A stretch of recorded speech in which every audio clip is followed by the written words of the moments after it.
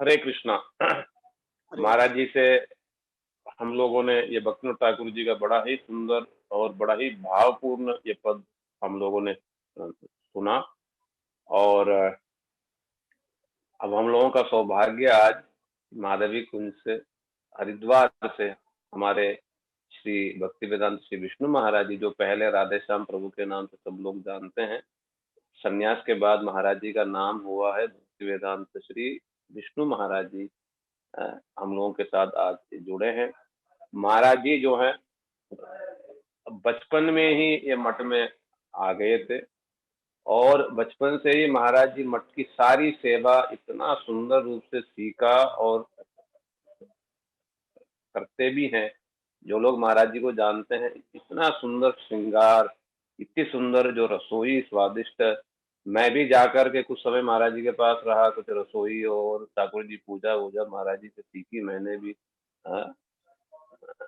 हरिद्वार में।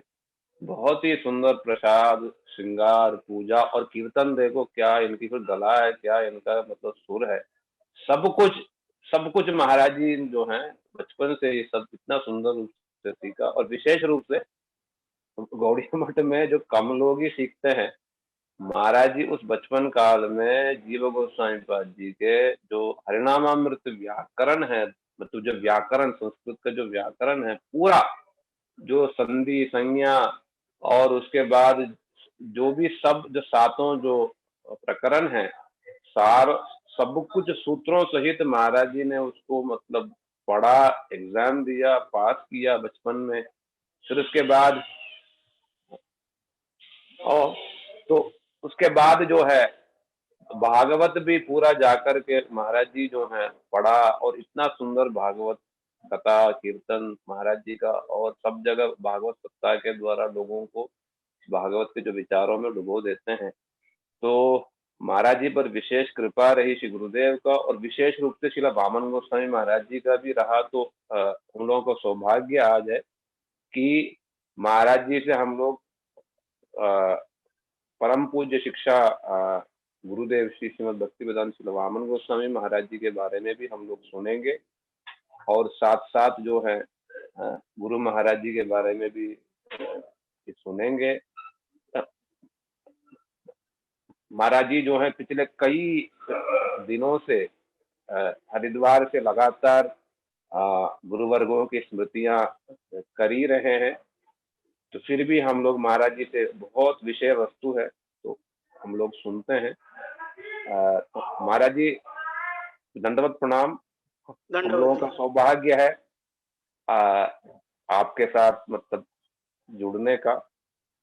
कृपा करके श्री वामन गोस्वामी महाराज जी का जो वैशिष्ट्य है, जो उनके साथ जो आपका जो संपर्क है, और श्री गुरुदेव के साथ विशेष रूप से मठ में कैसे आपका आना हुआ और कैसे आपने सेवाएं की, और साथ साथ में व्याकरण भी पढ़ा, विरोध भी था, फिर भी आपने उसको मतलब ठाकुर जी के वो भीतर रख कर के वो आपने चुप चुप के फिर पढ़ते थे जो व्याकरण के सूत्र वूत्र सारी चीजें है ना, और किस प्रकार से सेवाएं की और भागवत कैसी सीखी। और गुरुदेव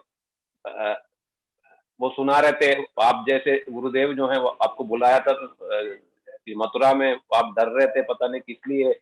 फिर बाद में पता चला कि भागवत के लिए फिर बुलाया। किस प्रकार से वो गुरुदेव जो है तो पास में बिठा करके पहला जो भागवत आपका फिर कराया। कृपा करके महाराज जी ये सारा जो स्मृतियां हैं जो मधुर मधुर मधुर मधुर भक्तों के निकट कृपा करके प्रकाशित करें। हरे कृष्णा। दंडवत प्रणाम। हरे कृष्ण।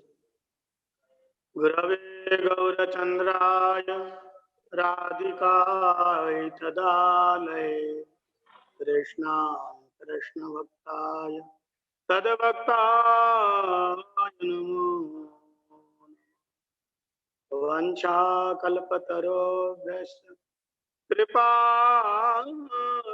सिन्धुभ्येव च पतितानां पावनेभ्यो वैष्णवेभ्यो नमो नमः। नमो विष्णुपादाय गौरपृष्ठाय भूतले श्रीमद्भक्ति वेदान्ते वामन गोस्वामिनीति नाम। नमो विष्णुपादाय राधिकाय प्रियात्मने श्रीमद्भक्ति वेदान्ते नारायण इति नामिने। भज श्री कृष्ण चैतन्य प्रभु नित्यानंद श्री अद्वैत गदाधर शिवासादि गौर भक्त वृंद। हरे कृष्ण कृष्ण कृष्ण हरे हरे, हरे राम राम राम हरे हरे। सर्वाग्य अस्मदीय गुरुपाद पद्म नित्यलीला प्रश्न विष्णुपाद परिव्राजक आचार्य वर विदंडी स्वामी कृष्ण भक्ति वेदांत शिला बावन गोस्वामी महाराज जी के श्री चरण कमलों में अनंत अनंत कोटि साष्टांग दंडवत प्रणाम निवेदन करता हूँ। तत्पश्चात शिक्षा गुरुपाद पद्म नित्यलीला प्रश्न विष्णुपाद परिव्राजक आचार्य वर्ति दंडी स्वामी श्रीमद् भक्ति वेदांत शिला नारायण गोस्वामी महाराज जी के श्री चरण सरजों में अनंत अनंत कोटि साष्टांग दंडवत प्रणाम निवेदन करता हूँ। समस्त रूपानुग गुरुवर्ग सारस्वती दंडी पादगण एवं उपस्थित सभी भक्तों के चरणों में दंडवत प्रणाम निवेदन करता हूँ। विशेष करके हमारे श्रीमान विजय कृष्ण प्रभु की बड़ी आभारी हैं, उनके चरणों में बार बार दंडवत प्रणाम करता हूँ। वे हमें गुरुदेव की महिमा कीर्तन गाने का अवसर दिया है। जीवन का सबसे बड़ा लाभ यही है, सत्संग, और सत्संग में संतों की महिमा को गाना। भाग्ये दैना बहुजन्म समर्जितेना सत्संगम च लभते पुरुष ये नाम। ये जन्मा जन्मांतर के, युग युगांतर के, कल्पा कल्पांतर के सौभाग्य का फल है।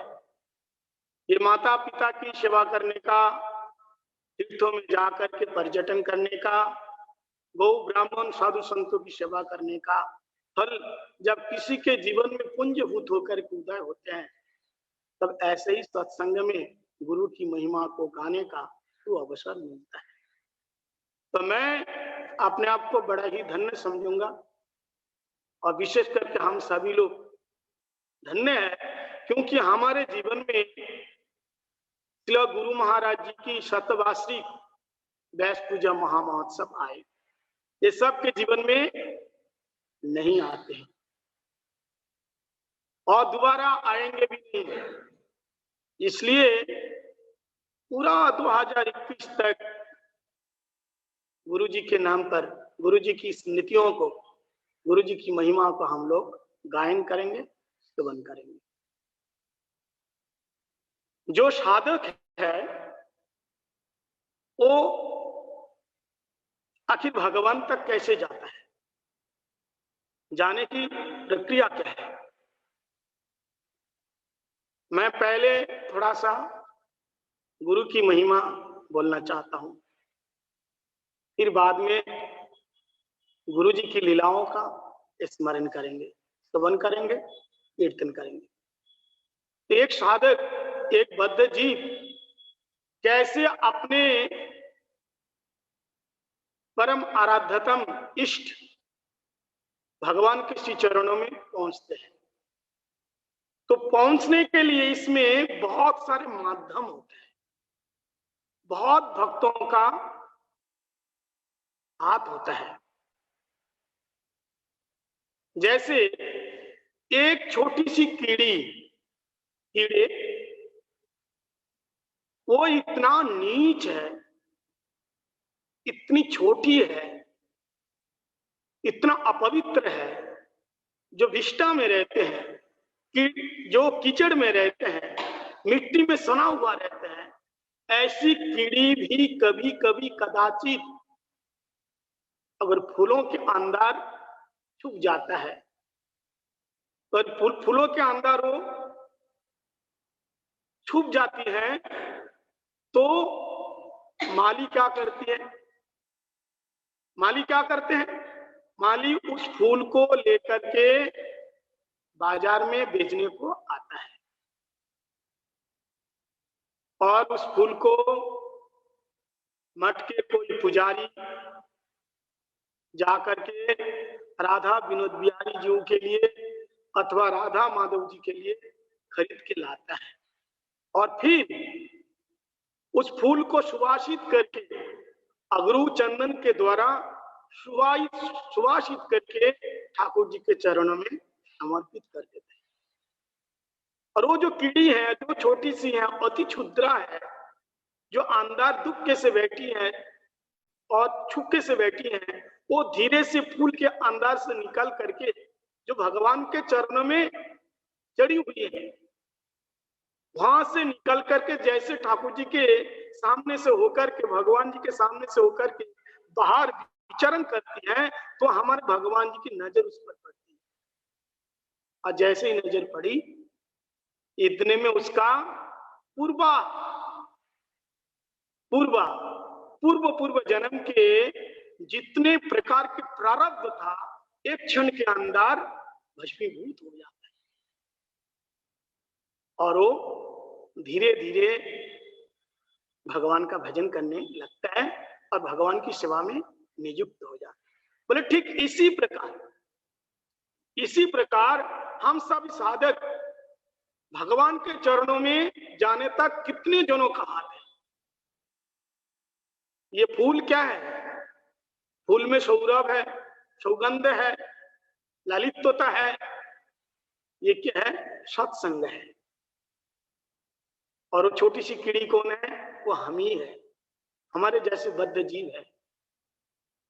और माली कौन है? ये पथ प्रदर्शक गुरु अथवा शिक्षा गुरु है। वे क्या करते हैं?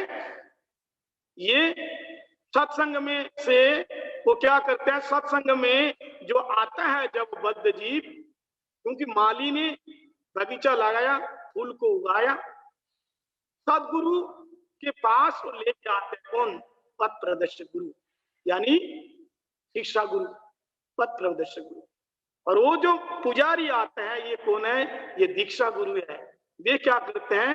उस बद्ध जीव को लेकर के वो ठाकुर जी के चरणों तक पहुंचा देते हैं।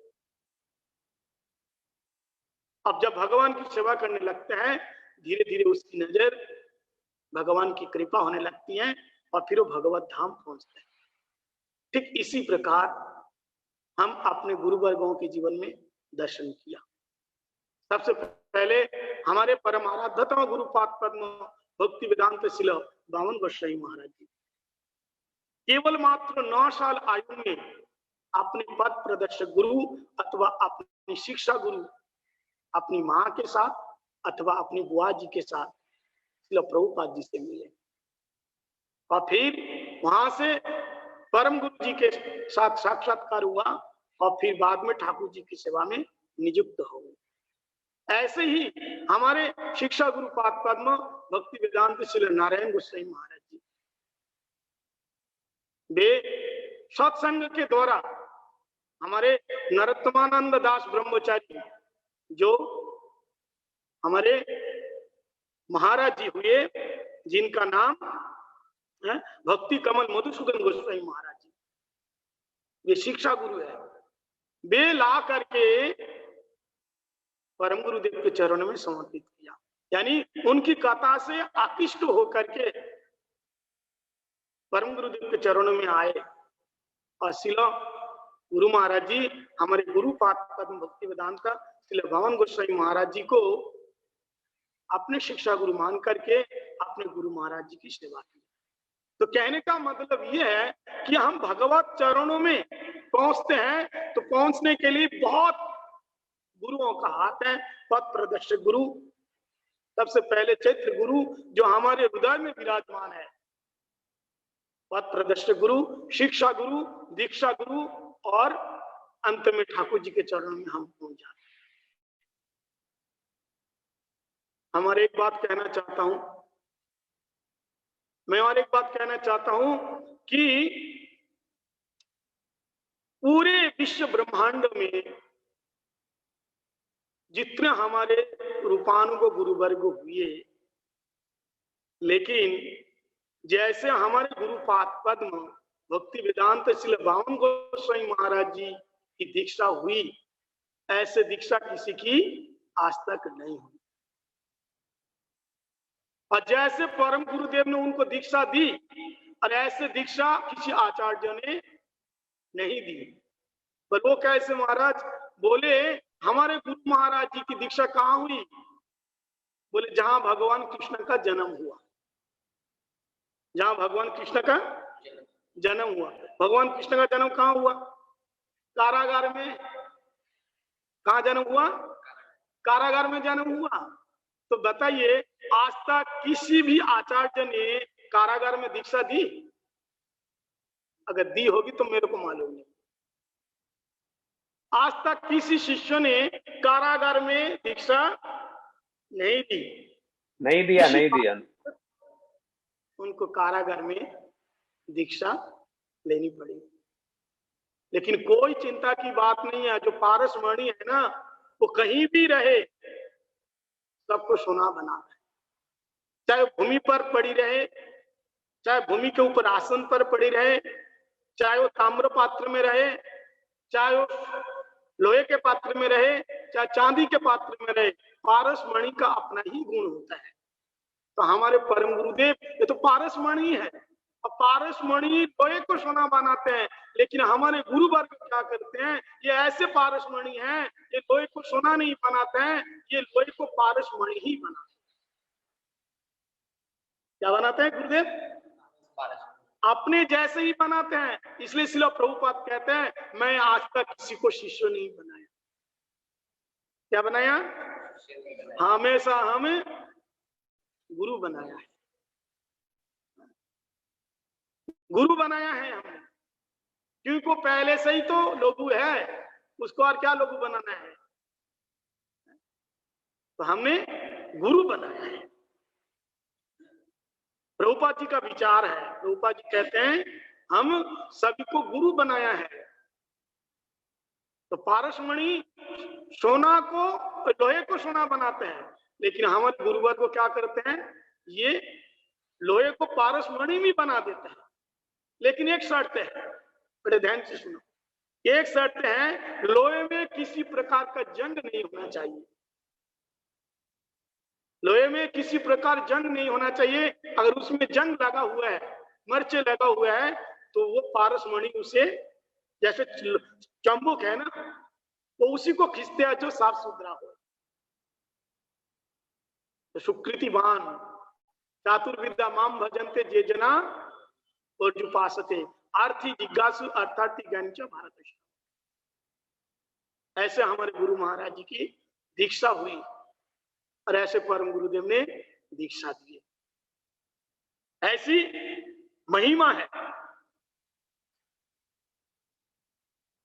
अब मैं अपने गुरु महाराज जी की महिमा कीर्तन करूंगा। वैष्णव के अंदर अनंत गुण होते हैं। शास्त्र में कहा है कि सर्व महागुण गणा वैष्णव शरीरे कृष्ण भक्ते कृष्ण गुण सकली संचारे। अनंत गुणों से गुणान्वित ठाकुर जी भगवान श्री कृष्ण, वे अपने भक्तों के अंदर सभी प्रकार के गुण समाहित करते हैं। जैसे नाम जप करने वाले के अंदर भगवान अपनी पूरी शक्ति समाहित कर देते हैं। नाम नामकारी बहुधा निज सर्वशक्ति नियमित स्मरण काल, सारी शक्ति समाहित कर देते हैं। ऐसे ही जस्ति भगवत भक्त अकिंचना, सर्व गुण तत्व समासते सुना। सारे देवताओं के गुण तो आ जाते हैं, और उसके साथ साथ क्या होता है? भगवान कृष्ण के सारे गुण आ जाते। फिर भी दिग् दर्शन करने के लिए वैष्णव के अंदर 26 लक्षण बताया गया। और जो वैष्णव के अंदर 26 लक्षण है, उन गुणों के द्वारा हमें वैष्णव ठाकुर कृपा करते हैं, गुरुदेव कृपा करते हैं। कृपालु, अकृतज्ञ, सत्यसार, समा, अकिंचन। गुरुदेव के अंदर कितने गुण हैं? कृपालु, अकृतज्ञ, सत्यसार, समा, निर्दोष, बदान्ध, मृदु, तुचि, अकिंचन, सर्व प्रकार का शांत, कृष्ण का शरण, अकाम, निरीह, स्थिर, विजित, षड्गुण, मितभुक, अप्रमत्त, मानद, अमानी, गंभीर, करुणा और मैत्र, मौनी, कवि, दक्ष। ये सारे वैष्णव के अंदर गुण है। तो हमारे गुरु जी की कृपा। अब मैं कहा एक छोटा सा शूद्र, एक बद्ध जीव कहां जन्म हुआ, और गुरुदेव की कृपा देखो। मैं गुरु महाराज जी से सबसे पहले जब नवद्वीप में मिला, तो उससे पहले महाराज जी, कौन से साल महाराज जी, कौन से साल में मैं आया था? सबसे पहले नवद्वीप में 1990 में। अच्छा, ठीक है, ठीक। लेकिन क्या हुआ, केवल 8 दिन रह पाए। मेरे बड़े भैया गांव के आदमी को लेकर के आ गए, और हमारे सन्यास गुरु भक्ति वेदांत श्री मधुसूदन गोस्वामी महाराज, तब नाम था कृष्ण कृपा दास ब्रह्मचारी, और आचार्य महाराज जी, उस समय ये दोनों हेड थे, क्योंकि गुरु महाराज जी चारों तरफ प्रचार करते थे। हमारे शिक्षा गुरु पद मथुरा में रहते थे, और आकर के कहा, इतना छोटा सा बच्चा, आखिर मैं उस समय ये गांव के लड़का के साथ आ गया था। वो तो रहा नहीं, वो तो चला गया, दूसरे गांव का था, लेकिन मैं रह गया। तो इन लोगों को पता नहीं चला, ढूंढते ढूंढते आ गए, और कृष्ण कृपा प्रभु यानी हमारे सन्यास गुरु को, मधुसूदन गोस्वामी महाराज जी को बुलाए, और बोले, इतना छोटा सा बच्चा है, इसकी आयु क्या है, आप लोग ऐसे कैसे रख दिए इसको? तो बोले, देखो, हम लोगों का नियम है, अगर कोई मंदिर में आता है हमको रखना पड़ता है, भजन के लिए जो आते हैं। अगर हम तो बुलाया नहीं, अगर आपको ऐसा लगता है कि इसको नहीं रहना यहाँ, तो आप लेके जाओ, मना कौन कर रहे हैं? तो उसी समय मेरे को पकड़ के लेके गए, उसी समय पकड़ के लेके गए मेरे को, और मेरे को समझाया कि पढ़ो लिखो, पढ़ो लिखो। लेकिन मेरा मन नहीं लगता था, और फिर एक बार मैं फिर छोड़ करके आ गया। ज्यादा दिन नहीं, 2-1 महीने के बाद फिर छोड़ करके मैं आ गया। और जैसे ही आया, तो उसी समय 2 दिन के बाद जब आया था, वो था जनवरी महीने में। तो उसी समय हमारे दीक्षा गुरु पद में कहीं बाहर थे, और गुरु महाराज जी आ गए। मैं कहीं झाड़ू लगा रहा था, और उसी समय हमारे सन्यास गुरु भक्ति वेदांत मधुसूदन गोस्वामी महाराज जी ने कहा कि तू फिर दोबारा आ गए, दोबारा आ गया, तेरा घर वाला नहीं आएगा? तो मैंने कहा, अब की बार नहीं आएगा, क्योंकि मैंने एक पत्र में लिख दिया था कि आपकी बार मेरे को लेके आओगे, मैं तो आऊंगा नहीं, और जबरदस्ती करोगे तो मैं ट्रेन से कूद जाऊंगा, आत्महत्या कर लूंगा, ऐसा बोला था, पत्र में लिखा था मेरे पिताजी को। और फिर आ गए। तो वो लोग देखा ये बार बार भाग जाते हैं, तो फिर दोबारा आ ही नहीं। तो श्री मधुसूदन गोस्वामी महाराज जी मेरे को बहुत प्यार करते थे, क्योंकि जीवन की शुरुआत में उनके पास मैं आया और उन्होंने मेरे को समझाया कि मंदिर में रहना चाहिए, मंदिर छोड़ के नहीं जाना, कुछ भी हो जाए। घर वाले तो ऐसे ही बार बार लेके जाएगा, लेकिन फिर तू भाग के आ जाना। क्योंकि पहली बार जब मेरे को लेके जा रहा था तो मैं उनको प्रणाम करने के लिए गया कि मैंने कहा मैं तो जाना नहीं चाहता। तो उन्होंने कहा ऐसा करो, तुम चले जाओ चुपचाप, और फिर मौका मिले तो फिर भाग के आ जाना, ऐसे उन्होंने बोला मेरे को। और मैंने ऐसा ही किया। तो फिर उनके पास मैं रहता था, उन्होंने मेरे को पूरी सारी व्यवस्थाएं की रहने को। और एक दिन मैं झाड़ू लगा रहा था, एक हफ्ते के अंदर, तो देखा अचानक भीड़ आ गई, कीर्तन करते हुए लोग आ गए। मैंने कहा भाई क्या हो रहा है? जहाँ रसोई घर है उधर में झाड़ू लगा रहा था, नाट मंदिर की तरफ अचानक कीर्तन, मृदंग, करताल की आवाज, बहुत सारी भीड़ हो गई, कम से कम 50-60 लोग आ गए अचानक। अब मटके भी अभी ब्रह्मचारी लोग थे। मैं तो झाड़ू वाड़ू फेंका, दौड़ करके आए तो क्या देखा, मैंने कहा क्या हुआ भाई? बोले गुरु महाराज जी आए, गुरु महाराज जी आए। तो तब उसी समय हमारे गुरुदेव को मैं पहली बार दर्शन किया। हमारे गुरुजी बड़े लंबे चौड़े सौम मूर्ति। हाँ, उस समय देखा कि परम गुरुदेव को साष्टांग दंडवत प्रणाम कर रहे हैं, बाकी भक्त लोग पीछे पीछे कीर्तन कर रहे हैं। फिर आकर के राधा विनोद बिहारी, श्लोक प्रभुपाद जो भी है सबको प्रणाम करते हुए गुरु महाराज जी अपने ही भजन कुटीर में गए। फिर उनको वहां पे आरती उतारी। गुरु महाराज जी 3 दिन रहे। अब मेरे को अभी भी याद है, उसी समय किसी भक्त ने गुरु महाराज जी को एक काली गाय का दान किया, गौ को, काली गौ दान दिया था। तब वही गुरु महाराज जी का क्या दर्शन हुआ, मेरे को कृपा हुई, तभी से आज तक मैं घर का दरवाजा कभी नहीं देखा, गया ही नहीं कभी बार। वैसे तो मैं बंगाल में बहुत कम ही जाता हूँ, सब लोग जानते हैं। ऐसे गुरु महाराज जी की कृपा हुई, तो ऐसे कृपालु, ऐसे दयालु। अब क्या हुआ, फिर 2 महीने के बाद जब परिक्रमा शुरू हो गई, तो परिक्रमा में क्या हुआ, हमारे कुछ वैष्णव लोग, ब्रह्मचारी लोग जो प्रचार में रहते हैं, वो लोग आ जाते हैं, और सन्यासी लोग भी पहले आ जाते हैं। और एक दिन मैंने सुना, कानाफूसी हो रहा था कि आज एक बहुत बड़े महाराज जी आने वाले हैं, परिक्रमा शुरू होने में केवल 2-3 दिन बाकी है, एक बहुत बड़े महाराज जी आने वाले हैं। मैंने कहा बहुत बड़े महाराज जी मतलब गुरुजी? बोला हाँ गुरुजी तो है, लेकिन और एक बड़े महाराज जी है जो मथुरा में रहते हैं। अब मालूम है कैसे आ रहे हैं? बोले कैसे आ रहे हैं? बोले फ्लाइट से आ रहे, प्लेन से, एरोप्लेन से। मैंने कहा अच्छा? बोले हाँ बड़े महाराज जी आने वाले हैं। तो मेरे को बहुत अच्छा लगा, चलो दर्शन करेंगे। तो देखा उसी समय क्या हुआ, हमारे शिलो गुरुपाद परम भक्ति वेदांत शिलो नारायण गोस्वामी महाराज जी अपने सेवकों के साथ शिलो महाराज जी का पदार्पण हुआ, आगमन हुआ।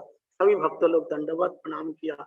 मैं तो देख करके इतने लंबे चौड़े, इतने सुंदर, इतने गोरे देख करके बड़े ही प्रभावित हो गए। महाराज जी के चरण में दंडवत प्रणाम किया। लेकिन जैसे परिक्रमा पूरी हो गई, अब मैं अपने सन्यास गुरु जो भक्ति वेदांत मधुसूदन गोस्वामी महाराज जी से निवेदन किया था कि महाराज जी मुझे पढ़ने की बहुत इच्छा है, क्या आप मेरे को पढ़ाओगे? तो कहते तू क्या पढ़ाई करेगा, क्योंकि स्कूल की पढ़ाई तो यहाँ होगी नहीं। मैंने कहा जो पढ़ाई हो सकती है, चाहे स्कूल की हो, चाहे संस्कृत का हो, कुछ भी हो। तो उन्होंने कहा पढ़ाई करना चाहते हैं तो फिर तेरे को वृंदावन में जाना होगा, वृंदावन में जा सकते हैं। तो लेकिन वृंदावन में जाऊं तो किसके साथ जाऊं, कैसे जाऊं, केवल इतना उन्होंने बोला अगर पढ़। लेकिन उनकी इच्छा थी कि मैं उनके पास रहूं, मैं सेवा करता था। मेरा काम था पूरे मंदिर, ये नरसिंह तरन से, नरहरि तरन से, गेट से लेकर उस गेट तक, धर्मशाला के गेट तक झाड़ू मारना सुबह शाम, मेरा एक काम था। और सुबह शाम कीर्तन प्रवचन के समय वो दरी बिछाना, आसन बिछा के देना, अब वैष्णव लोग जब प्रसाद पाएंगे उनके लिए वो चटाई बिछा देना, फिर पानी से धोना। नियम होता था बाल्टी से पानी लाओ प्रसाद के बाद और फिर बढ़िया करके सफाई करो, यही काम था। बाकी वैष्णव लोग जो भी छोटा मोटा काम बोलते थे, मार्केट से ये सामान लेकर आओ, वो लेकर आओ, सो लेकर आओ, तो करता था, ये काम करता था। ऐसे करते करते मैं 2-3 महीना तक नवद्वीप में रहा, फिर गौर पूर्णिमा आ गई। तो आप मेरे को वृंदावन जाना, वहां पढ़ाई होती है, तो जैसे परिक्रमा खत्म हो गई और मैंने शिला गुरुपाद पद्म भक्ति वेदांता श्री नारायण गोस्वामी महाराज जी के कमरे में गए दंडवत के लिए, और हमारे साथ और एक नया ब्रह्मचारी आया था, उसका नाम रहीनी कुमार हुआ। दीक्षा के बाद रहीनी कुमार हुआ और मेरा नाम तो राधेश्याम हो गया। तो दंडवत प्रणाम किया, तो इतने में जो चुचुड़ा से हमारे शिला भक्ति वेदांत त्रिविक्रम गोस्वामी महाराज जी, उनको भी सेवक चाहिए, क्योंकि जो नए नए लड़के आते हैं वो भेजा करते हैं, अलग अलग आश्रमों में भेजा करते हैं, तो हम दोनों हैं। तो इतने में क्या हुआ, हमारे जो प्रणाल गुरु भक्ति वेदांत मधुसूदन गोस्वामी महाराज जी मेरे पीछे पीछे आ गए, ताकि मेरे को बोलने के लिए मेरी तरफ से कि इसको वृंदावन में भेजना है। इतने में हमारे शिला महाराज जी ने कहा, हम दोनों लड़के थे, क्योंकि चुचुड़ा में भी ब्रह्मचारी चाहिए, और जो हमारे वृंदावन में ये राधा रानी कुंज है और वहां ये गोपीनाथ गौड़ीय मठ है, उस गोपीनाथ गौड़ीय मठ के जो मठ कमांडर के नाम चंदन प्रभु के नाम से हम लोग बोलते हैं, वैसे उनका नाम सुचारू प्रभु ऐसा कुछ नाम है। तो उनको भी चाहिए था, उन्होंने महाराज जी से शिला गुरु जी से प्रार्थना किया कि हमको भी सेवक चाहिए, और चुचुड़ा वाले महाराज जी उन्होंने भी कहा हमें नए लड़के चाहिए, और हम दोनों हैं। अब हमको मालूम नहीं है, तो दोनों आ गए शिला महाराज जी के पास। तो हमारे गुरु जी ने कहा, भक्तिवेदांत शिला नारायण गोस्वामी महाराज जी ने कहा कि मेरे को देख करके कहा कि तुम कितने दिन आए हो यहाँ? मैंने कहा केवल 3 महीने हुए। अच्छा, तो तुम कहाँ रहना चाहता है? वैसे गुरुजी ऐसे पूछता नहीं, ऐसे भेज देते हैं। तो इतने में पीछे जो खड़े थे हमारे जो मधुसूदन गोस्वामी महाराज जी, उन्होंने कहा इसको पढ़ने की बहुत इच्छा है और ये अच्छा लड़का है। तो इतने में सुचारू प्रभु ने कहा कि इसको तो मैं अगर आप कहें तो मैं लेके जाऊं। तो बोले ऐसा करो, इसको 2 कपड़े देना, 2 कुर्ते देना, और जो भी चाहिए दो, और तुम जाओ, इसके साथ जाओ, और मैं उधारी मिलूंगा, मथुरा में आना उधारी मिलूंगा। और वो जो लड़का था दूसरे ब्रह्मचारी था, उसका नाम था रहीनी कुमार, उसको चुचुड़ा में भेजा। तो देखो कैसे गुरुदेव की कृपा हुई, अपने पास बुला लिए। और उसके बाद जब मैं आया इधर, तो गोपीनाथ गौड़ीय मठ की तरफ से मैं भिक्षा करने के लिए जाता था, तो उधारी जब मिला मैंने, तो कहा कि तुम ठीक हो ना, वहां सेवा कर रहे हो, ठीक हो? मैंने कहा ठीक हो। तो ऐसा करते करते उस दिन तक ऐसा चला, और फिर मेरे मन में पढ़ने की बहुत इच्छा थी, लेकिन वहां से पढ़ने का कोई सुयोग नहीं था, सहयोग नहीं थे, तो पढ़ाई कहाँ से करें। तो हमारे जो भक्ति वेदांत श्रीधर महाराज जी, पहले रसानंद प्रभु थे, मैं एक बार उपसनातन में गया, गुरुजी आए थे, तो मेरे को बोला कि तुम कुछ श्लोक याद करते हो? तो मैंने कहा गीता का श्लोक याद करता हूँ। बोले तुम कीर्तन गाते हो ना, ऊपर माइक लगा रहते तो आवाज आती है। उनका कमरा बिल्कुल दीवार के बगल में, और वहां से बिल्कुल डायरेक्ट आवाज आती है। तो बोलते तुम श्लोक याद करते हो, कुछ पढ़ते हो? मैंने कहा हाँ प्रभु जी, मैं तो कुछ ऐसा ऐसा करता हूँ। तो बोले तुम व्याकरण तुम पढ़ना चाहते थे, व्याकरण क्यों नहीं पढ़ते हो? मैंने कहा वहां तो सुयोग मिलता ही नहीं, कैसे क्या करूं? मेरे को बहुत पढ़ने की इच्छा है, अब बताइए कैसे क्या करें। तो मैंने कहा मैं इधर आ जाऊं तो सनातन में? बोले नहीं नहीं नहीं तुम नहीं आना। मैंने कहा क्यों? बोले अरे वो फिर लड़ेगा कि हमारा सेवक को तुम कैसे लेके गए, तुम नहीं आना। तो मैंने कहा फिर क्या करूं?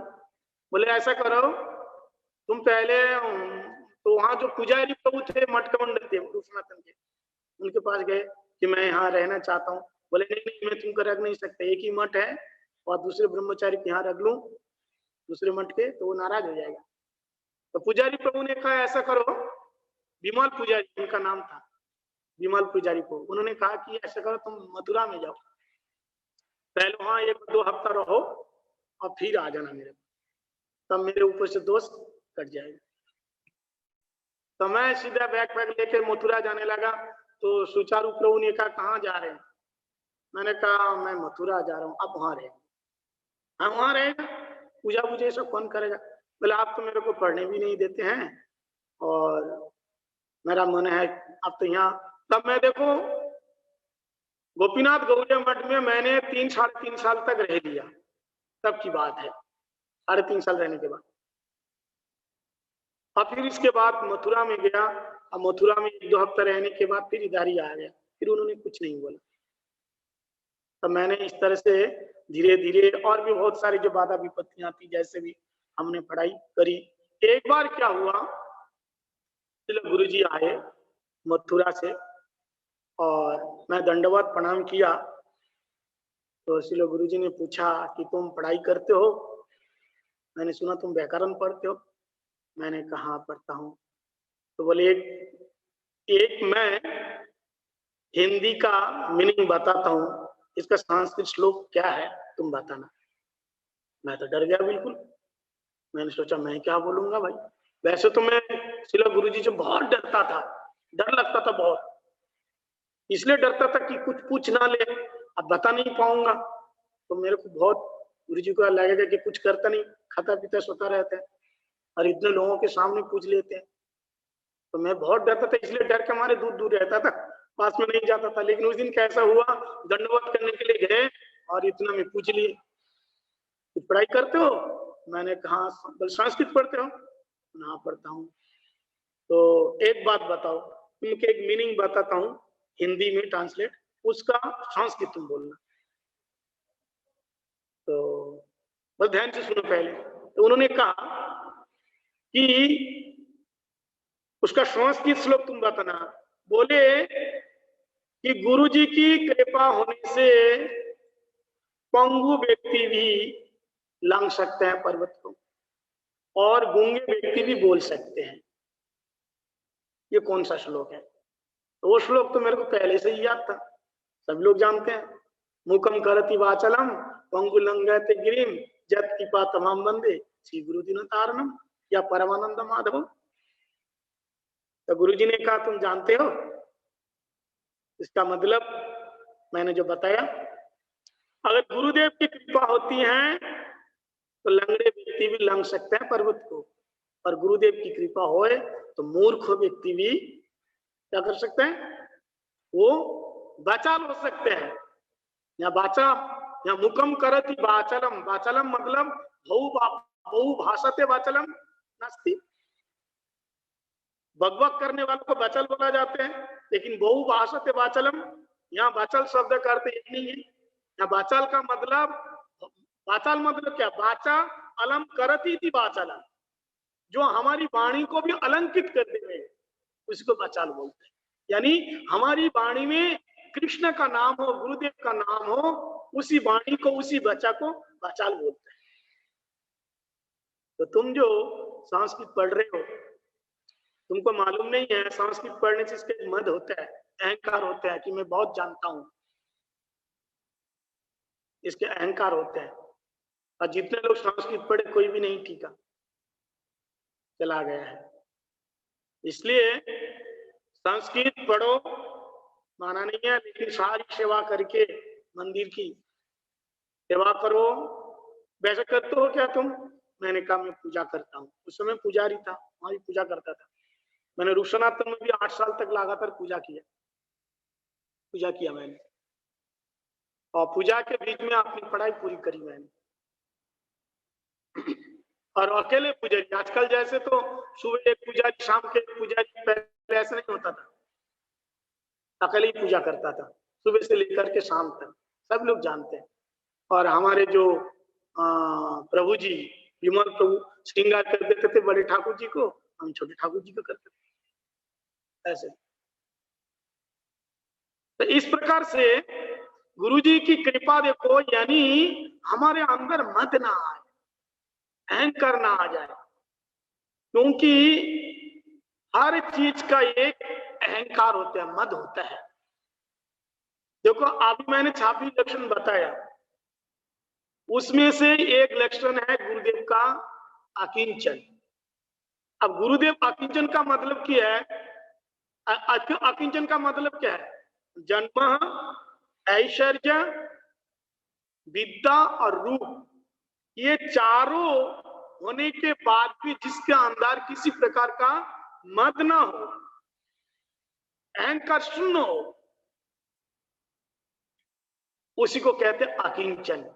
और वही त्रिनादोपी हो सकता है। तो हमारे गुरुदेव के अंदर देखो वे कैसे जन्म, महाराज जी का जन्म ब्राह्मण कुल में, तिवारी जी सब लोग जानते ब्राह्मण कुल। जन्म ऐश्वर्य, ऐश्वर्य की कमी नहीं थी, जैसे जनबल ऐसे धनबल। इसलिए जब भी हमारे गुरु महाराज जी को दीक्षा गुरुपाद पद्म को कोई भी चीज की आवश्यकता होती थी, तो हमारे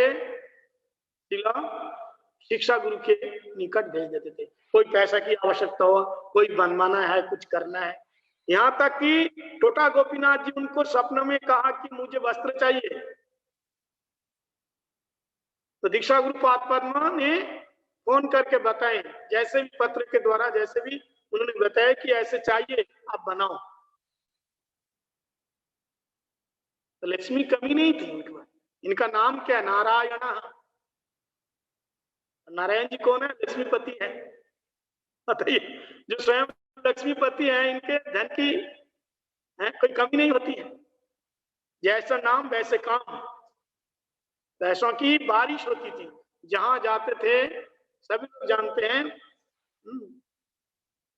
कोई बता रहे थे मेरे को, बोले जब गुरुजी अपने भजन कुटीर से बाहर निकल करके थोड़ी देर के बैठते हैं ना, तो कहते हैं थोड़ी देर के अंदर, ज्यादा नहीं 10, 15, 20 मिनट बैठते थे, भक्तों से बात करते थे, इतनी सारी दक्षिणा आ जाती थी ठाकुर जी की सेवा के लिए। तो लक्ष्मी की कमी नहीं है, तो ऐसे ऐश्वर्य, ऐश्वर्यवान। और कैसे? विद्या, विद्या कैसी? इनकी विद्वता क्या बताऊं, विद्वता। उसी समय गुरु जी के समय पूरे गौड़ीय मठ में, केवल गौड़ीय मठ नहीं और दूसरे संप्रदाय में भी, चाहे चारों शुद्ध संप्रदाय हो चाहे 13 अपर संप्रदाय के लोग, सभी जगह में एक ही चर्चा है, इसलिए नारायण गोस्वामी महाराज जी रसिक संत है। और इनके मुख से हरि कथा सुनने के लिए हम खुद स्वयं देखा, अलग अलग संप्रदाय के लोग दौड़ दौड़ करके आते हैं। जैसे फूल जब खिलते हैं और उसकी सुगंधी चारों तरफ जब महकते हैं, तो क्या करते हैं? भ्रमर चारों तरफ से उड़ उड़ करके फूल के मकरंद को पीना चाहते हैं। ऐसे गुरु जी की विद्या, विद्वता। और केवल विद्या मतलब ऐसी विद्या नहीं है, जैसे रसिक भी थे, परम करुण भी थे और गंभीर भी थे। और उनका प्रचार कैसे? बिल्कुल परम गुरुदेव जैसे ही उनका प्रचार। परम गुरुदेव को कहा गया आचार्य केसरी, वज्राद कठोरानी और मृदुनी कुसुमादपि। ऐसे हमारे श्रील महाराज जी, जब रसिक गुरुजी जब रस की व्याख्या करते थे, राधा तत्व सुनाते थे, लोगों को समझना मुश्किल हो जाता था क्या कह रहे हैं। और दूसरी तरफ जब तत्वों की बात करते थे, असलियत में अगर हम बोले तो गौड़ीय संप्रदाय का जो विचारधारा क्या है, हमारे श्रील महाराज जी, श्रील गुरु जी भक्ति वेदांत श्रील नारायण गोस्वामी महाराज जी, उन्होंने प्रतिष्ठित किया। क्योंकि सहजिया लोग प्राकृत सहजिया लोग गौड़ीय मठ के ऊपर ऐसे उंगली उठाए थे। गौड़ीय मठ का कोई गुरु परंपरा नहीं है, कलियुग में सन्यास कहां से आ गया, जो प्रबंध पंचकम लिखा है ना, इन सारी बातों को लेकर के वो लोग हमेशा गौड़ीय मठ के ऊपर ऐसे कोसते थे, कुछ ना कुछ बोलते थे, कुछ ना कुछ बोलते थे। वृंदावन का बहुत बड़ा एक प्रेस वाला श्यामलाल हकीम ये सब उल्टा सीधा लिख करके ऐसे छापा के भेजते थे, वो आगे गुरु जी के पास। अब इतने बड़े विद्वान है, देखो केवल डिग्री लेकर के थैला में रखने से नहीं चलेगा। हाँ, 4 5 6 डिग्री है हमारे पास, उसे काम लगाना पड़ेगा। अगर डिग्री से संप्रदाय की रक्षा नहीं हुई, हमारे संप्रदाय को कोई गाली दे रहे हैं, गौड़ी मठ को कोई गाली दे रहे हैं और कुछ उल्टा सीधा बोल रहे हैं और तुम चुपचाप बैठे हो, हम तो भजन कर रहे हैं। अगर शक्ति है तो सामना करो। गुरु जी ने ऐसे सामना किया, उन्होंने कलम उठाई, वेद वेदांत उपनिषदों का सार सारम सारम उद्वृतम करके उन्होंने प्रबंध पंचकम लिखा। जो 5 जो सब्जेक्ट है उन्होंने ऐसा प्रबंध पंचकम लिख करके मानो उन प्राकृत सहजिया कुतार्किक व्यक्ति के मुंह में ऐसे ताला मार दिया। वो ताला तो ताला ऐसा नहीं ताला था माना अलीगढ़ का एकदम फेमस ताला, उसके मुंह में लगा दिया। अभी तक उसकी चाबी खोल नहीं पा रहे, अभी तक नहीं बोल पाते हैं, आगे पीछे बोलते हैं लेकिन सामना करने की हिम्मत नहीं है। स्वयं उसी राधा कुंड के उन्नों के गढ़ में जाकर के भी बोलते थे। ऐसे गुरु जी की महिमा है। तो ये विद्वता है, संप्रदाय के लिए उन्होंने लड़ाई किया है। केवल इतना नहीं है, और उस वाणियों का संरक्षण करने के लिए उन्होंने ग्रंथ का प्रकाशन किया। अभी हम लोग जितना ग्रंथ पढ़ रहे हैं ना, पहले सब तो सारे बांग्ला भाषा में होते थे, संस्कृत में होते थे, लेकिन इसलिए गुरु जी का ऐसा देन है, उन्होंने सारे ग्रंथों को हिंदी में ट्रांसलेट किया और हिंदी के साथ साथ हजारों भाषाओं में उन्होंने ट्रांसलेशन किया, तभी हम लोग जान पा रहे। तो ऐसी विद्वता उनकी, ऐसी विद्वता, इसलिए उनको ये विद्वता देख करके और दूसरी तरफ दान सब कुछ देख करके जुगाचार्य जी की उपाधि दी गई है, आप सभी लोग जानते हैं। तो गुरुजी ये कहना चाहते हैं कि अगर तुम संस्कृत पढ़ रहे हो उसके साथ साथ सेवा करो। अगर सेवा नहीं किया, परिणाम नहीं किया, तो उसका केवल अहंकार हो जाएगा कि मैं बहुत जानता हूं। हम लोगों की आदत कैसी है मालूम है? हम तो जानता कुछ भी नहीं, वो स्वयं जानता कुछ नहीं जानता, फिर भी वो नहीं मानता मैं कुछ नहीं जानता। समझ में? वो स्वयं जानता मैं कुछ नहीं जानता, फिर भी वो नहीं मानता कि मैं कुछ नहीं जानता, वो कहता मैं सर्व जानता। इसलिए गुरु महाराज जी क्या बोल रहे हैं? गुरु जी कह रहे हैं जो कहता मैं कुछ नहीं जान पाया, समझो कुछ कुछ जान रहा है, वो कुछ कुछ जान रहा है। तो ऐसे हमारे गुरु जी की महिमा। तो हमारे एक तो हो गए शिक्षा गुरु की बात, हमारे दीक्षा गुरु भक्ति वेदांत श्री वामन गोसाई महाराज, इनका भी प्रचार शैली कैसा था? ये भी कैसे प्रचार करते थे? इनका प्रचार थोड़ा अलग था। हमारे शिला महाराज जी शेर की तरह दहाड़ मार के बोलते थे, लेकिन हमारे भक्ति वेदांत शिला वामन गोसाई गुरु महाराज जी अगर किसी का खंडन करेंगे ना, इतना शांत होकर के, इतना सरल होकर के, इतना नम्रता के साथ कहेंगे, जिसकी बात उसको पता चल जाएगा, उसको बुरा भी नहीं लगेगा। वो कहता है मेरे द्वारा किसी को कोई ठेस ना पहुंचे। एक बार आसाम में गए तो वहां पे एक शंकर देव नाम का एक कोई आदमी था, वो एक संप्रदाय चला रहे थे। वो कहता भागवतम में 12 स्कंद नहीं है, 13वां स्कंद है। और उसके जो अनुयायी है ना, वो तिलक भी लगाएगा और भी चिन्ह धारण करेगा, लेकिन मछली खाएगा और भी जो वो चीज है मांस से भी खाएंगे, ये सारी चीज खाएंगे। तो परम गुरुदेव जब प्रचार में गुरु महाराज जी को लेके गए थे, तब उसी समय गुरु महाराज जी सज्जन सेवक ब्रह्मचारी थे, और वहां जाकर के कहा देखो जो लोग जो मांस खाते हैं ना, अंडे खाते हैं ना, तो उसका मुंह क्या मालूम है? बोलो वो गंदी नाली है, ड्रेन है, ऐसे बता दिया। तो वो लोग बड़े वो हो गया, नाराज हो गया, ईंट पत्थर फेंकने लगा। तो परम गुरु जी एकदम दहाड़ मार के उठे शेर की तरह, बोले तुम्हारी ईंट का जवाब हम पत्थर से दे सकते हैं? हम लोग कमजोर नहीं है। ऐसा जब बोले तो उनमें से एक आदमी खड़ा होकर के कहा, अरे बड़े प्रचार कर रहे हो तुम लोग, श्री चैतन्य महाप्रभु को भगवान क्यों बोलते हो, इसका क्या प्रमाण? तब उसी समय परम गुरुदेव ने हमारे गुरु महाराज जी यानी सज्जन सेवक ब्रह्मचारी को इशारा किया, कुछ बोलो। तब गुरु महाराज जी बड़े शांत होकर के खड़े होकर के कम से कम 30-35 श्लोकों के द्वारा श्री चैतन्य महाप्रभु स्वयं भगवान है, इसका उन्होंने प्रमाण दिया। वेद वेदांत उपनिषद भागवतम में से भी त्यक्त्वा सुदिस्तज्य सुरेक्षित राज्य लक्ष्मी धर्मिष्ठ अर्ज वर्षसा जद्गादरण्यम मया मृगम दैत्यप्सितमन्न धावतः वंदे महापुरुषते चरणारविंदम ध्येयं सदा परिभवं नमोष्टद्यं तीर्थास्पद शिव विरिञ्चिनूतं शरणं भीतार्तित्य पुंतपाल भवाब्धिपोतं वंदे महापुरुषते चरणारविंदम। हमारे गुरु महाराज जी ऐसा खंडन किया तो लोग सुन करके भी हैरान हो गए। तो ये हमारे गुरु वर्गों की ये विशेष महिमा रही है। इस प्रकार से उन लोगों ने प्रचार किया है। और हमारे शिला गुरु महाराज दीक्षा गुरुपाद पद्म ये क्या बोलते थे? वे कहते थे शास्त्र में जितने आदेश है मेरे लिए,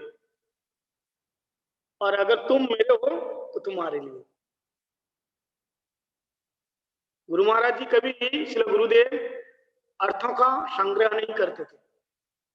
कहते हैं मेरी कुर्ते में जो जेब है ना, मेरे कुर्ते में जो जेब है वही मेरे लिए बैंक है, और उसमें जो भी है सब हरि गुरु वैष्णव की सेवा के लिए। और ऐसा भी हम सुनते हैं कि अपने अप्रकट के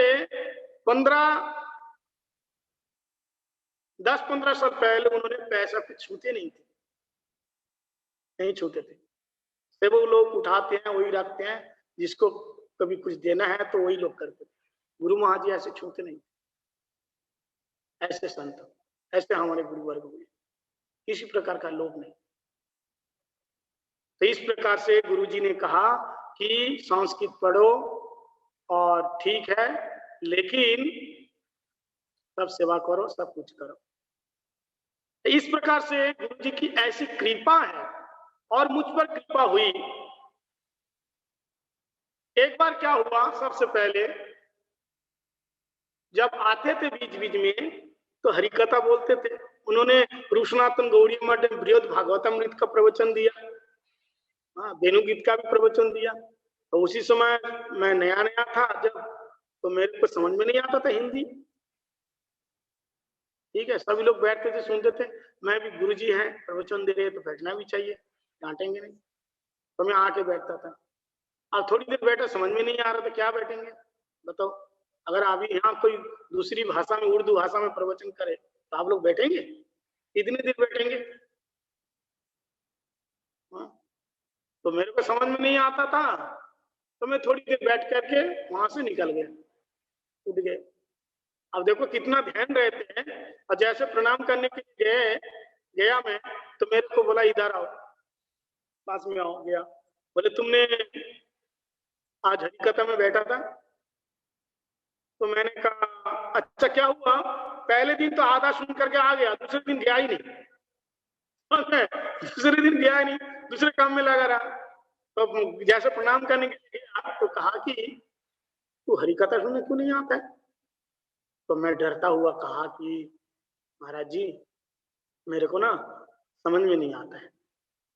समझ में नहीं आता? क्या समझ में नहीं आता है? बोला आप जो बोलते हैं ना समझ में नहीं आते मेरे को। तो मैं बांग्ला भाषा में बोला। उन्होंने कहा बांग्ला भाषा में, गुरुजी की बांग्ला देख, कहते हैं पाटे क्या ना बसबो ना, तुम्हें पाटे क्या ना बसबो ना, तुम्हें पाटे क्या ना बसो नहीं, तुम प्रवचन में क्यों नहीं बैठे। तो मैंने कहा আমি বুঝতে পারি না अपनी की बोले, मेरे को समझ में नहीं आता आप क्या बोलते हैं। तो भाषा समझ, मेरे को हिंदी समझ में नहीं आता है। तो बोले उस समय देखो कितना प्यार किया उन्होंने, करुणामय, करुण, वही बात ना, गंभीरा करुणा मैत्री। तो उन्होंने कहा कि सुनो, अगर तुम नहीं बैठोगे तो समझ में आएगा। बोले नहीं। हमने कहा नहीं।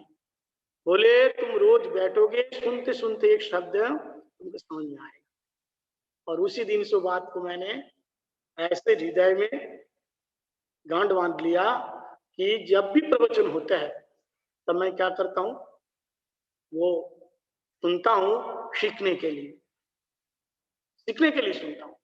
तो गुरुवर्गों का विचार, गुरुवर्गों देखो ये तो एक सेवा सेवन मुख ही जीवादो स्वयं स्फुरत्तदः। गुरुवर्गों की विचारधारा हृदयंगम करना इतना आसान नहीं है, इतना सहज नहीं।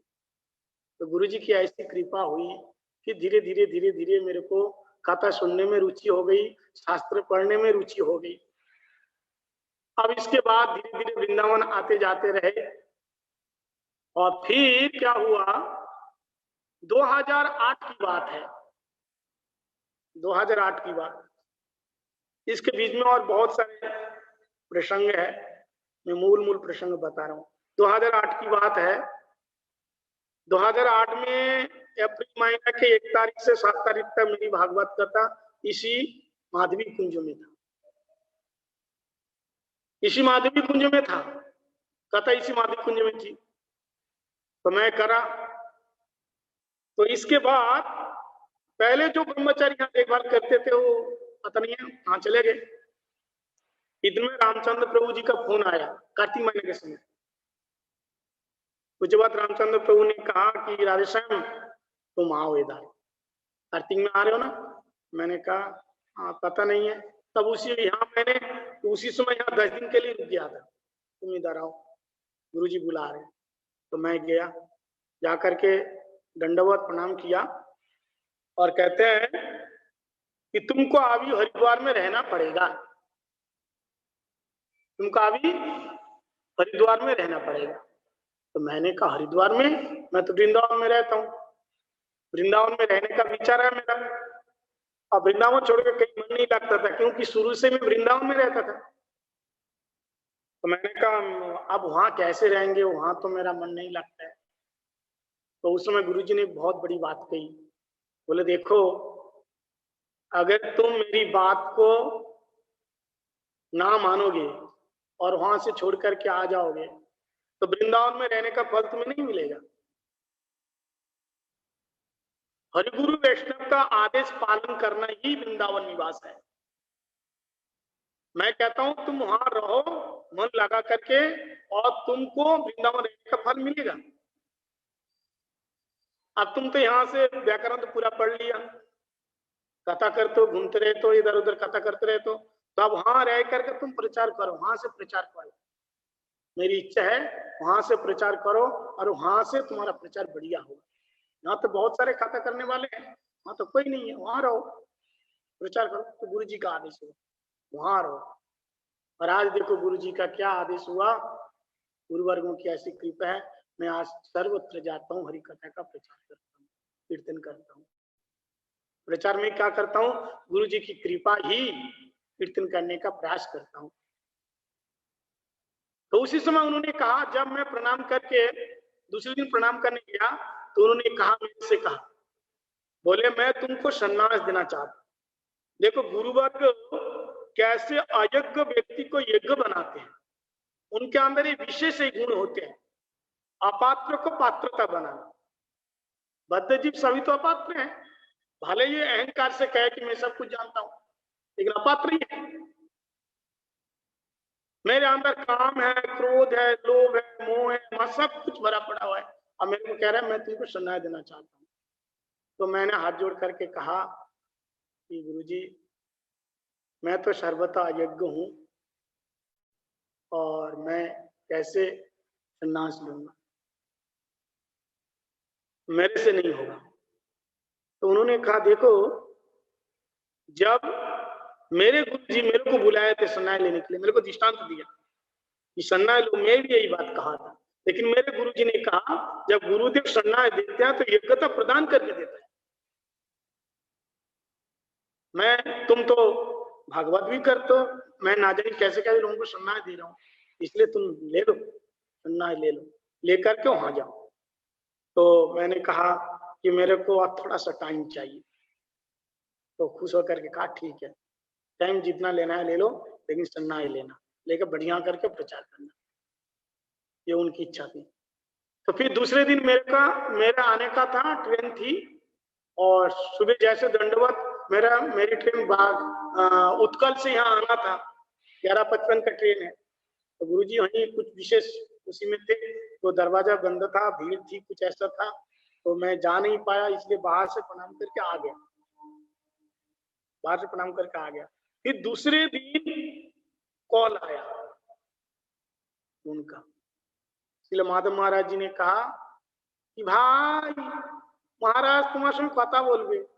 माधव महाराज जी होंगे कोई उनके सेवक हो, भाई बोलते थे माधव महाराज जी, भाई बोलते हैं, शायद माधव महाराज जी होंगे। तो फिर मैंने फोन लिया, दंडवत प्रणाम किया, तो बोले तू चले गई जिसे আমাকে बोलिस नहीं क्या? उन्होंने बोला, बांग्ला भाषा में बोला, तुम गया मेरे को क्यों नहीं बताया, मिलके तो जाना चाहिए था ना, ऐसे ही चला गया। तो मैंने कहा मिलने तो गया था, लेकिन वहां भीड़ थी। बोले हाँ वो तो मालूम है, लेकिन फिर भी थोड़ा अपेक्षा करके जाता, मैंने ट्रेन का भी टाइम हो रहा था, इसलिए आ गया। तो उन्होंने कहा माथा ठंडा करके वहां रहना, वहां से जाना नहीं, ऐसा बोले। बोले मैं ये बात बोलने के लिए वहां ही रहो, उधर ही रहो ना, और फिर मैं आऊंगा। फिर उन्होंने गुरुजी फिर 2008 में 9 में फिर यहाँ आए,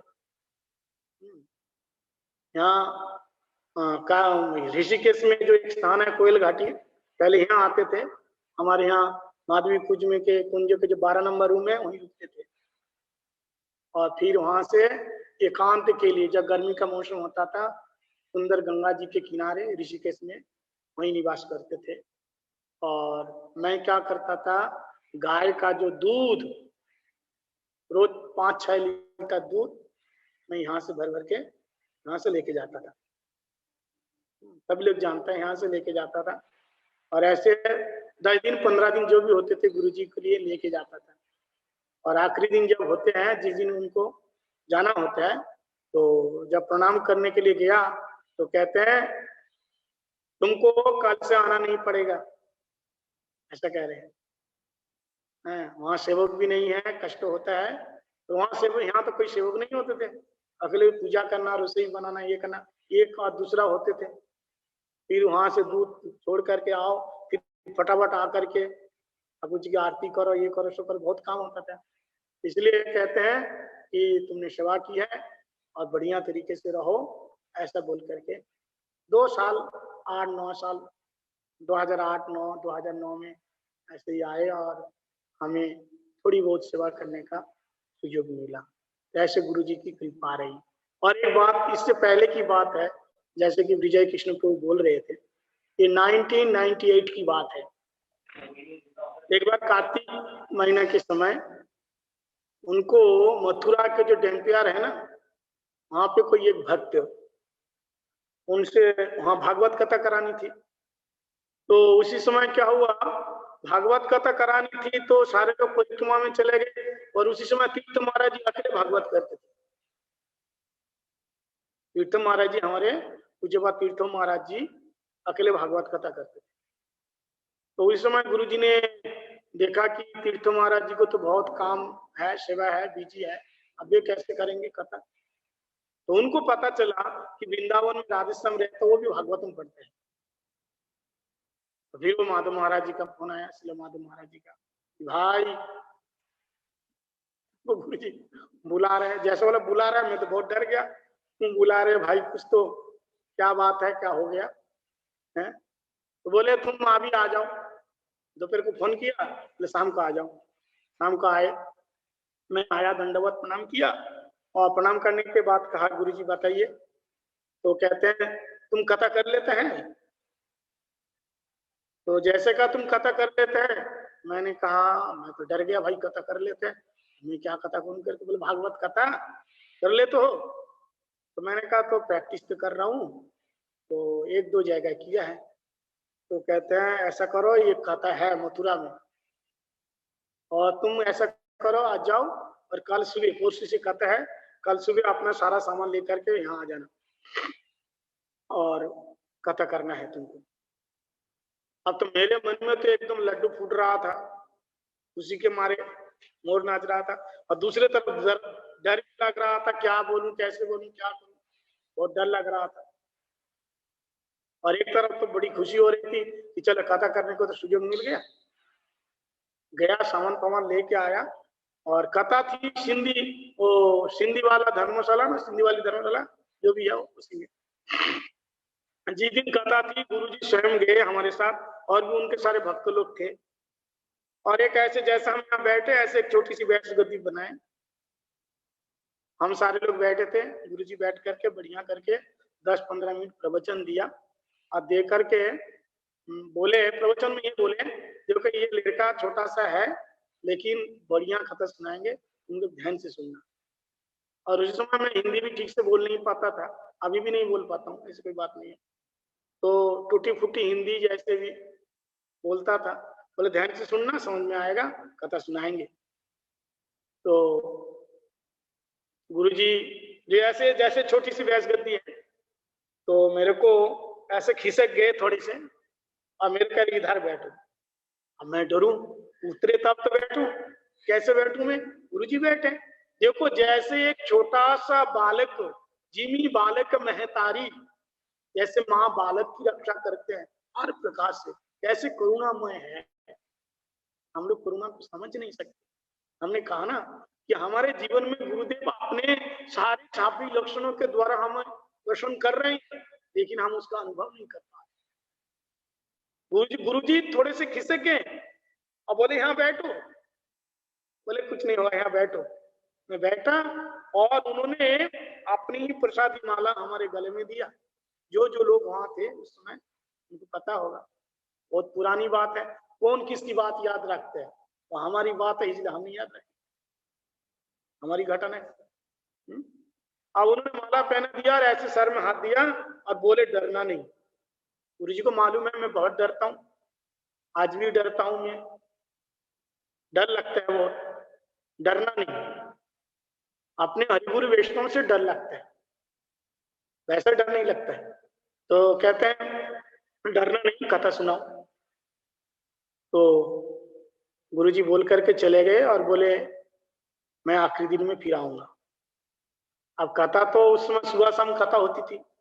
अब कथा करते करते क्या हुआ, और वो कथा भी किसके लिए कथा हो रही थी, किसी ने फांसी लगा ली, अब वो मर करके पता नहीं भूत बन गया क्या बन गया, उसको उद्धार के लिए कथा हो रही। अब बताओ, हमको स्वयं को इतना डर है तो गुरुजी की कृपा है, गुरुजी ने कहा कि कथा करो भाई। तो 3 दिन कथा करने के बाद मेरे को इतना तेज बुखार आया, श्रील प्रेमानंद प्रभु जी ने मेरे को टैबलेट दिया बड़े अच्छे, तो टैबलेट खा के कथा में चला गया। तो फिर आते ही कथा करते समय तो ठीक था, फिर उतारते समय फिर बुखार, ऐसे ही 2 दिन चला, 5वां दिन हो गया।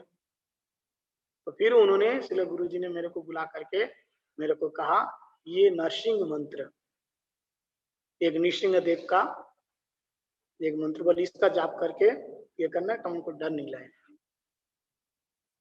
उसी समय और मैं उस मंत्र को लिया, लेकर के बैठे। सच बताऊं कि उसी समय से मेरा जो बुखार वो उतर गया और फिर दोबारा आई। ऐसे दयालु, ऐसे कृपालु गुरु जी। तो एक अयज्ञ व्यक्ति को भी यज्ञता बनाना, ये गुरुवर्ग, क्योंकि अदोषो दरिशो प्रभु, इनका ये स्वभाव होता है, निंदा करने वालों को भी कृपा करते हैं। ऐसे हमारे गुरुजी निंदा करने वालों को भी कृपा करते हैं। प्रचार के समय उनके कितने शत्रु हो गए थे, बहुत सारे शत्रु हो गए थे, बहुत सारे शत्रु हो गए थे, लेकिन किसी का परवाह नहीं किया, आगे बढ़ते गए, आगे बढ़ते गए। ऐसे बात, ऐसे दयालु था, जैसे दयालु वैसे कृपालु, अकिंचन, मृदु बदान में कभी। और एक बात बोलूंगा, कहते हैं कि इतना सुमधुर सुर में कीर्तन करते थे। आज भी आप लोग कीर्तन सुनो, देखो परम गुरुदेव उनको श्री केशव जी गौड़िया मठ के मठ कमांडर बनाए। और पहले मठ कमांडर किसको बनाते थे? जिसको रसोई बनाना आते हैं, जिसको प्रवचन करना आते हैं, जिसको कीर्तन करना आते हैं, जिसको कंट्रोल करना आता है। ये सारे गुण एक व्यक्ति के अंदर होने पर तब उसको मठ कमांडर बनाते थे। ये भाई भतीजा की बात नहीं है कि हम मठ कमांडर है इसलिए भाई बनेगा, हमारे चाचा जी बनेंगे, ऐसा नहीं होता है। जिसके अंदर योग्यता है, चाहे वो कोई क्यों ना हो, वो बनेगा मठ कमांडर। गुरु महाराज जी को केशव जी गौरी मठ का मठ कमांडर बनाए। उसने मथुरा में कहाँ प्रचार था? सारे मथुरा में आपने गौरी मठ का प्रचार किया, इस रूप से प्रचार किया उन्होंने, और सुमधुर कंठ में गाते। एक बार क्या हुआ, एक बार ओडिशा के राज्यपाल, उनको निमंत्रण किया वृंदावन के राधा दामोदर वाले गोस्वामी लोग, जो उड़ीसा के जो राज्यपाल है उनके इनवाइट किया गया। वो वृंदावन के दामोदर का जो गोस्वामी लोग, उनके इनवाइट किया। तो उसी समय वृंदावन में हमारे परम आराध्यतम शिक्षा गुरु पाद परमेश्वर भक्ति वेदांत स्वामी महाराज जी रहते थे। तो उन्होंने हमारे गुरु जी को फोन किया, भक्ति वेदांत श्री नारायण गोस्वामी महाराज जी को फोन किया या किसी को भेज दिया, किसी को पास में तो था, भेज दिया कि उनको बुला के लाओ। तो गुरुजी कहता उसी समय में एक दो ब्रह्मचारी को लेकर के मथुरा से फटाफट वृंदावन में आ गया। और राज्यपाल जी वो दामोदर मंदिर में आए, तो दामोदर के गोसाई लोग ने क्या किया था, उनको स्वागतम करने के लिए, उनको सम्मान के लिए अच्छे अच्छे कलाकार लोगों को बुला के लाया, जिसमें तबला, हारमोनियम, कैसियो, वायलिन, ये सारे इंस्ट्रूमेंट थे। और राज्यपाल जी आ गए। अभी बड़े बड़े कलाकार लोग तो तुरंत तो गा नहीं सकता, जब तक उसका साज बाज ठीक ना हो, वो तो पू पा करते रह गया। तो इतने में शिला भक्तिवेदांत स्वामी को महाराज जी ने देखा, अरे इस लोग को आपने साज बाज तैयार करने में तो एकदम टाइम लगा रहा है, इतना गाएगा कब? और वो तो इतने बड़े आदमी ज्यादा देर थोड़ी ना रुकेगा, वो तो तुरंत चले जाएंगे। तो उसी समय हमारे शिला भक्तिवेदांत स्वामी महाराज जी ने गुरु जी को कहा, भाई आप कीर्तन गाओ। और उन्होंने उस समय माइक लिए और सुमधुर सुर में जय राधा माधव कुंज बिहारी गोपी जन वल्लभ गिरिवरधारी, जय राधा माधव कुंज बिहारी। ये जो भजन जय राधा माधव कुंज बिहारी, और गुरु जी की आवाज बड़ी पतली सी आवाज, बढ़िया सुमधुर स्वर में जब गाए, राज्यपाल और बाकी सारे लोग भी चकित हो गए। एक सन्यासी होकर के इतना लंबे चौड़े उद्दंड नृत्य करते हुए गा रहे, डंडा लेकर के गा रहे वहां पे। उनका दर्शन हो गया। तो फिर हमारे भक्ति वेदांत स्वामी महाराज जी उनको एक अंग्रेजी भाषा में भागवतम का उपहार दिया, इसको राज्यपाल को दिया। तो वहां से निकल गए। अब राज्यपाल जाने के बाद दामोदर के गोसाई लोग वो बेचारे क्रोधित हो गए बोले भाई हम इतना साजबाज लेके आए उनको सुनाने के लिए, ये सन्यासी लोग तो गाने नहीं दिया, इन्होंने जय राधा शुरू कर दिया, ये लोग क्या गाएगा फिर? तो हमारे शिला भक्तिवेदांत स्वामी महाराज जी ने कहा, भाई अरे आप लोग तो गाने में देर कर रहे थे, इसमें हमारी गलती नहीं है। आप गाना शुरू करते के तो चले जाते, वो तो हमने तो इज्जत बचाई तुम्हारी। तुमने इतना जो साजबाज लेके आए, लेकिन लाए तो वो तो गा नहीं पाए। तो उसी समय गुरुजी ने जो बढ़िया तरीके से उन्होंने कीर्तन गाया, सुमधुर स्वर में कीर्तन गाया, ये सुन करके सभी लोग मनमुग्ध हो गए। यदि हम प्रशंसा, ये अतिशय उक्ति नहीं है, कोई प्रशंसा की बात नहीं है, जैसे हमारे गुरु वर्ग है सर्व गुणे गुणान्वित है सब प्रकार से। दूसरी तरफ हमारे शिल गुरु महाराज जी भक्ति वेदांत शिल बामन गोसाई महाराज जी, ये कैसे करुणामय, ये कैसे करुणामय। कहते हैं हमारे गुरु महाराज जी कैसे बोलते थे मालूम है, कहते हैं मेरे को तो कोई चिंता नहीं है, क्योंकि मैं जिस वृक्ष के नीचे हूं वो वृक्ष बहुत तगड़ा है। और वृक्ष कौन है? हमारे गुरु वर्ग है,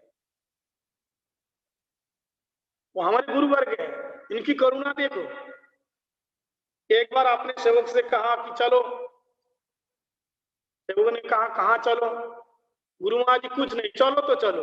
कहाँ चलो ये नहीं बताया, चलो चल दिया। ट्रेन में बैठे तो सेवक को पता चला कि ये ट्रेन आसाम की तरफ जा रही है। अब गुरुजी से कहा, गुरुजी आसाम में किसके घर में जाओगे तो बताओ। ये भी नहीं बता रहे, ये भी नहीं बता रहे। अब ट्रेन से उतरे, अब कौन से रास्ते में किसके घर में जा रहे उसको पता है या नहीं है, वैसे ही चल दिए। कौन से रास्ते से जाना है क्या है उन लोगों को पता है। अब चलते चलते, अब तो गांव की तरफ जा रहे हैं, तो ऐसे कच्ची सड़क है। अब चलते चलते एक बहुत लंबी चौड़ी ये ट्रेन आ गई। अब इतने सारे, इतना लंबा ट्रेन आ गया, कम से कम कितना फीट है? 6-7 फीट चौड़े ऐसे, 4-5-6 ऐसे कुछ चौड़े हैं, मतलब ठीक ठाक चौड़े हैं। अब कैसे जाएंगे? बोले उनके साथ वो भी कौन थे? उनके गुरु भाई थे। उन्होंने ये बात मेरे को बताया। वो पहले थे गोवर्धन प्रभु, बाद में भक्ति वेदांत गिरी महाराज जी हुए। उन्होंने ये बात मेरे को बताया। बोले तुम्हारे गुरु महाराज जी के साथ मैं था। उन्होंने कहा कि महाराज जी आप कैसे जाओगे, क्या करोगे? बोले तू लंघ सकता है?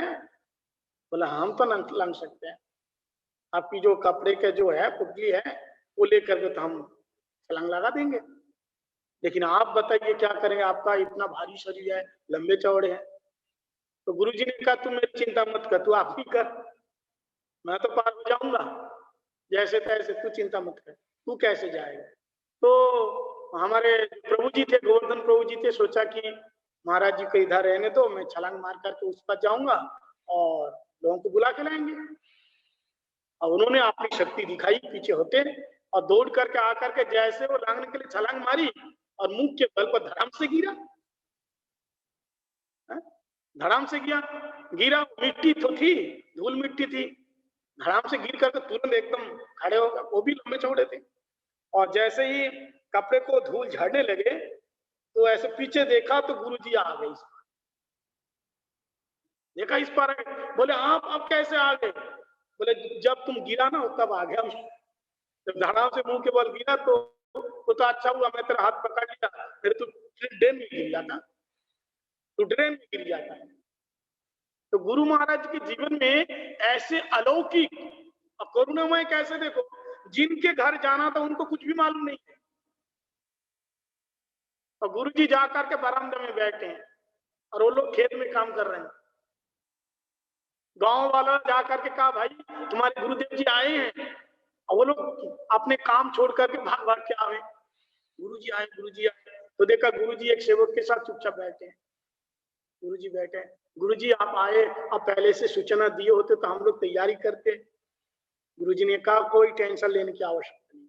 हमारे गुरु महाराज जी, हमारे दीक्षा गुरु पाद पद्म के विशेषता ये रहे, अगर किसी भक्त के घर में जाते हैं रात को और वो कहते हैं गुरुजी आपके लिए प्रसाद की व्यवस्था हम फटाफट कर देते हैं, और क्या प्रसाद पाना आप बताइए, तो गुरुजी क्या बोलते थे?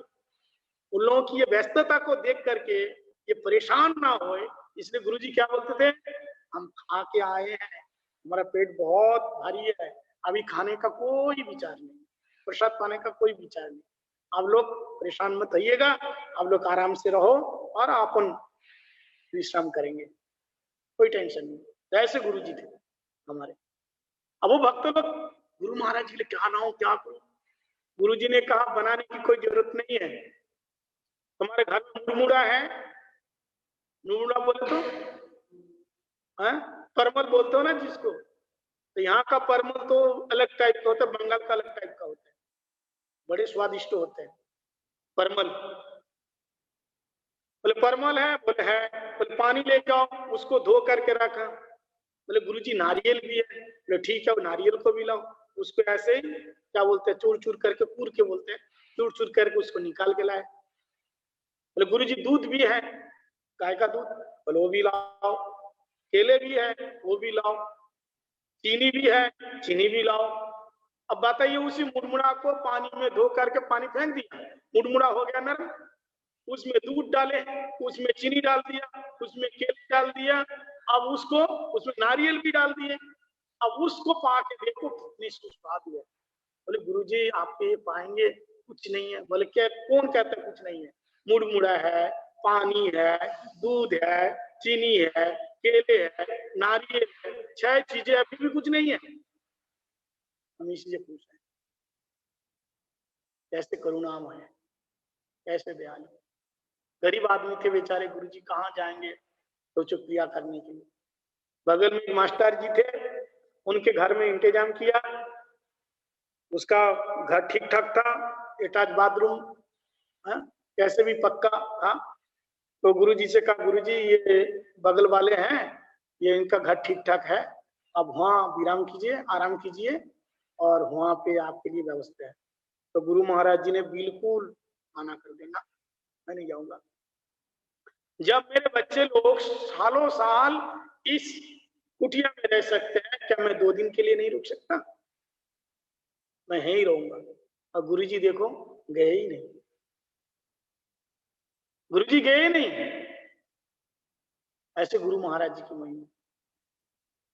और बिल्कुल ठीक। और एक ऐसी कथा है कि ऐसे गरीब घर में थे, गुरु महाराज जी बोलते हैं कि हम अनिकेत, अनिकेत का मतलब हमारा तो घर बार कुछ नहीं है, सब तो गुरु जी का ही है, हम तो खुद ही दरिद्र हैं, सब तो गुरु जी का ही है, हमारा को क्या है, हमारा कुछ नहीं है, सब गुरु जी का ही है।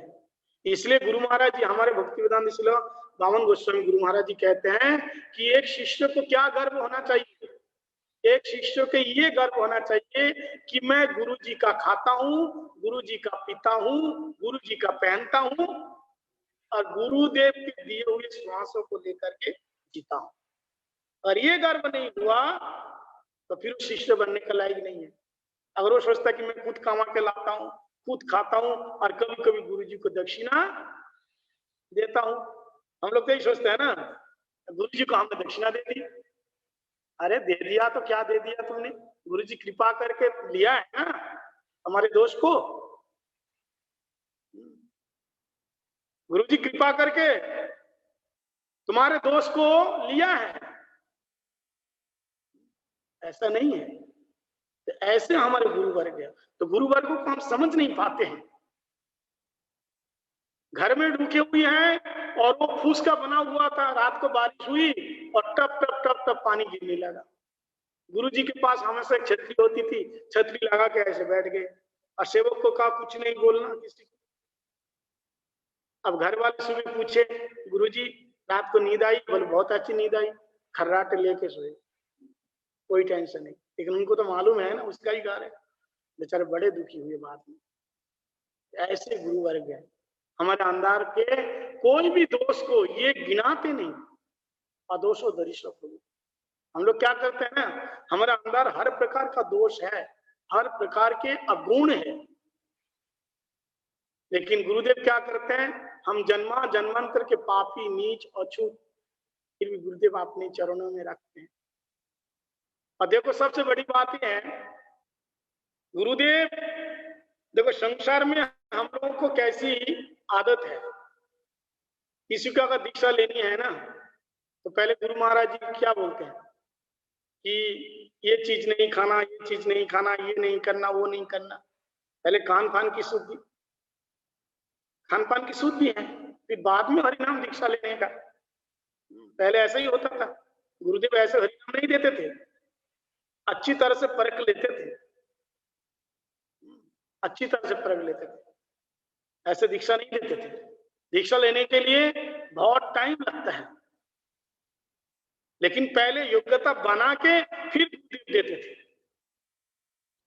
तो तुम्हारे अंदर जो प्याज, लहसुन और मांस, मीट जो भी आप खाते हैं, दारू जो भी पीते हैं, उसको छोड़ने का।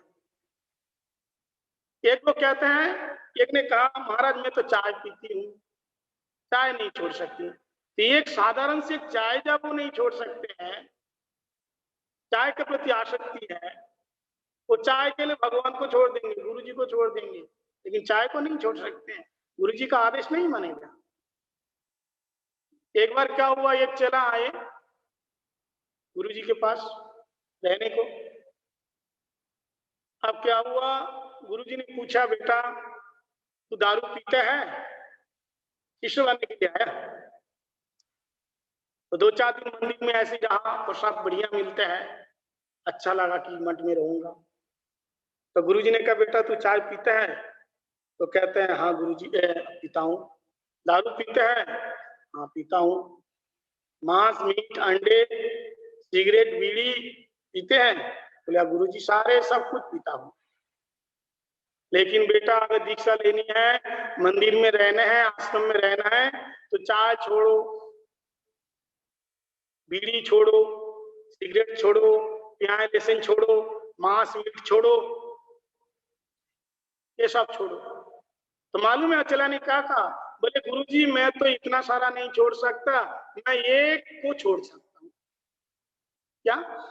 एक को छोड़ सकता हूँ। गुरुजी बड़े प्रसन्न हो गए, वाह भाई वाह, मैंने क्या एक प्रवचन सुनाया और इसने एक छोड़ने के लिए खुश हो गए, एक छोड़ने के लिए तैयार हो गए। चलो कोई बात नहीं, कम से कम एक तो छोड़ देगा, आखिरी में बिल्कुल कुछ नहीं बचेगा, शुद्ध भक्त बनेगा। हाँ बेटा तू क्या छोड़ेगा?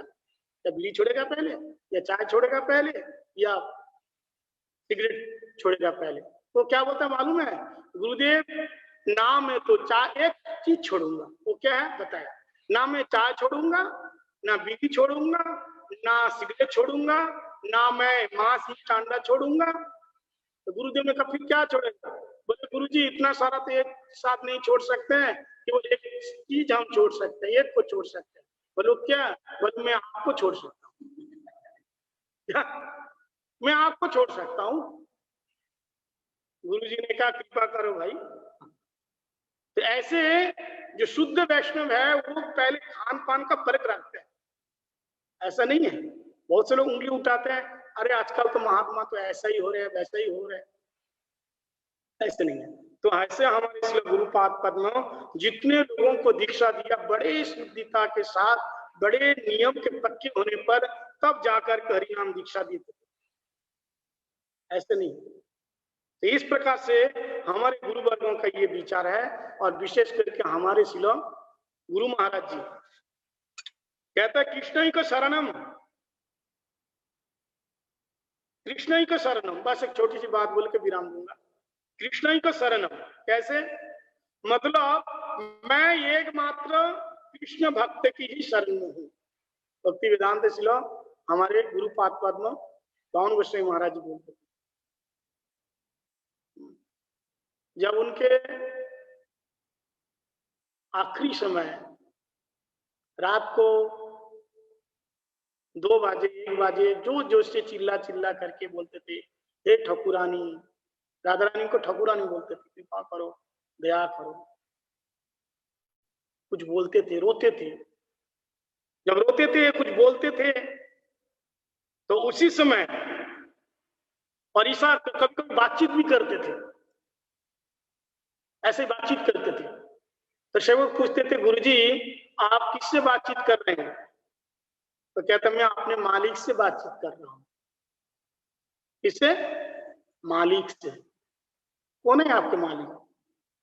तो क्या करते हैं तब उस समय इशारा करके, जो दीवार में जो चित्रपट है ना गुरु वर्गों के, उन्हीं की तरफ इशारा करते, यही है मेरे मालिक, मैं इनसे बात करता हूँ। उनके एक गुरु भाई आके एक दिन कहा कि महाराज जी, मेरे को आप पहचान रहे हैं, मैं कौन हूँ? तो गुरु जी ऐसे देख करके कहते हैं, ये आखिरी समय की बात है, अप्रकट होने से कुछ दिन पहले की बात है। गुरु जी कहते हैं, जब बातचीत करते थे थोड़ा थोड़ा, उस समय की बात है। तो बोले, आप मेरे को पहचान पा रहे हैं, मैं कौन हूँ? तो गुरु जी ऐसे देख करके कहते हैं, तुम कृष्णदास हो।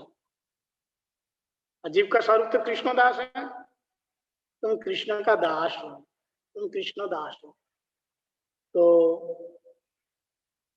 फिर वो प्रभु जी ने पूछा, और आप कौन है? आपका परिचय, आप कौन है? तो उसी समय गुरु जी मुस्कुरा करके कहते हैं, मैं गुरुदास हूं।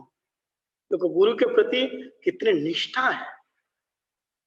मैं गुरुदास हूं, गुरु के दास हूं, मैं गुरुदास। यानी तुम कृष्ण के पक्ष में हो, हम राधा जी के विषय विग्रह भक्त है ना, उन्हीं के पक्ष में हूं, कृष्ण के शरणम। यानी जो कहते कर्म अवलंबका केचित केचित ज्ञान अवलंबका, वयम तु हरिदासानाम, लेकिन मैं क्या है, पादतान अवलंबका। कोई ज्ञान का अवलंबन करते हैं, कोई कर्म का अवलंबन करते हैं, लेकिन मैं क्या, वयम तु हरिदासाना, भगवान का जो भक्त है उनके जो चरण पादुका है, मैं उनका अवलंबन करता हूँ। ये गुरु महाराज जी का कहना है। तो इसी प्रकार से हमारे भक्ति वेदांत शिला दीक्षा गुरु भक्ति शिला बामन गोस्वामी महाराज जी की भूरी भूरी महिमा है, और हमारे शिला महाराज जी की भूरी भूरी महिमा है। हमने तो बहुत सी बातें सोच के आया था, लेकिन समय का अभाव है, फिर भी मैं शायद ज्यादा बोल दिया होगा। नहीं नहीं नहीं महाराज, नहीं नहीं, नहीं। ठीक बोला, तो ठीक कथा बोला, का बिल्कुल ठीक। ठीक। हाँ ठीक है, ठीक है, ठीक। हाँ, इस प्रकार से हमारे गुरु महाराज जी की और दोनों गुरु महाराज जी के चरण में पुनः अनंत अनंत कोटि साष्टांग दंडवत प्रणाम करते हुए, और सभी भक्तजनों के चरण में दंडवत प्रणाम करते हुए, उनकी अहत की कृपा की वांछा करते हुए कथा का विराम देंगे। और विशेष करके हमारे जो विजय कृष्ण प्रभु जी, उनकी बहुत बहुत धन्यवाद। उन्होंने मेरे को कथा कीर्तन करने का जो अवसर दिया है, और मेरी कोई भूल त्रुटि हुई है तो भूल त्रुटि तो हुई है अवश्य। नहीं महाराज जी, नहीं महाराज जी, बहुत सुंदर हुआ है, बहुत सुंदर हुआ है। हम हरि गुरु वैष्णव की सेवा कर पाए, और कामी क्रोधी लोभी बद्ध जीव के लिए ये तो स्वाभाविक है, अहंकार करना। वैष्णव आदोष और ईश्वर प्रभु होते हैं। आप सभी भक्त लोग मुझ पर कृपा करें, हम ठाकुर जी की सेवा करते हुए अपना जीवन अतिबाहित करें। वंशा कल्पतरुभ्यश्च कृपा सिंधुभैव च पतितानां पावनेभ्यो वैष्णवेभ्यो नमो नमः। हरे कृष्ण। महाराज जी, आपने बहुत ही सुंदर बोला और समय ज्यादा नहीं लिया, बहुत अच्छा लगा और मन भी कर रहा था। और आपने बहुत सुंदर सुंदर विषय वस्तु को मतलब शेयर किया, और कितनी बातें हैं वो तो मतलब फिर कभी समय मिलेगा वो हम आपसे सुनेंगे। और हम लोग जो हैं पूज्य श्री महाराज जी के चरणों में मतलब ऋणी है। श्री वामन गोस्वामी महाराज जी की कितनी सुंदर सुंदर बातें महाराज जी ने हम लोगों के निकट शेयर किया, और श्री गुरुदेव की भी कैसे कैसी कृपा हुई है कि व्याकरण पढ़ते समय भी सेवा के साथ साथ करो, ताकि मतलब घमंड ना आ जाए, मतलब जिम्मेदारी लेकर के सेवा करो, इत्यादि इत्यादि बहुत सारी जो बातें हैं महाराज जी ने बड़े मतलब सुंदर रूप से व्यक्त किया है। हम लोग इनके चरणों में ऋणी हैं, आभारी हैं। बहुत बहुत धन्यवाद महाराज जी। बहुत ही सुंदर रूप से आपने, बहुत सुंदर रूप से आपने व्यक्त किया है। कल भी हम लोग ठीक इसी समय बेंगलुरु से हमारे पूज्य श्री भक्ति वेदांत श्री मुनि महाराज जी, जो पहले श्रीनिधि प्रभु के नाम से जाने जाते थे, वो हम लोगों के साथ जुड़ेंगे। साथ में वहां के जो राधेश्याम प्रभु हैं वो भी कुछ समय बोलेंगे। फिर वहां के जो मुख्य जो करता है, धरता है सुबल सका प्रभु एवं उनकी फैमिली जो है वो लोग भी कुछ गुरुदेव के बारे में कहेंगे। ठीक इसी समय कल हम लोग फिर दोबारा मिलते हैं। श्री गुरु महाराज की जय। श्री वामन गोस्वामी महाराज की जय। श्री गुरुदेव की मधुर स्मृतियों कार्यक्रम की जय। पूज्य पाद भक्ति वेदांत विष्णु महाराज की जय। माधवी कुंज की जय। हरिद्वार की जय। गौर प्रेमानंदे हरि हरि बोल। हरे